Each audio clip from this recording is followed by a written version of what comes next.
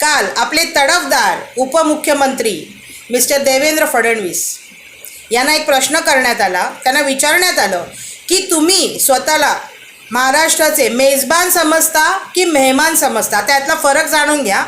मेजबान म्हणजे ज्याचं घर असतं तो मेजबान असतो आणि जो गेस्ट म्हणून जातो तो असतो मेहमान. ओके.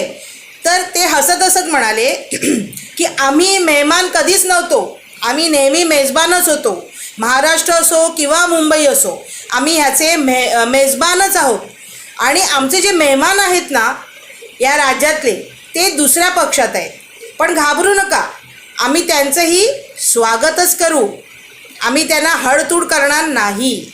म्हणजे ह्यातनं हे दिसतं की देवेंद्रजींचा स्वतःवर किती विश्वास आहे. ते हेही म्हणाले की महाराष्ट्राचा मूड बनला आहे कोणाला निवडून द्यायचं. आणि हे आपण आता पुढे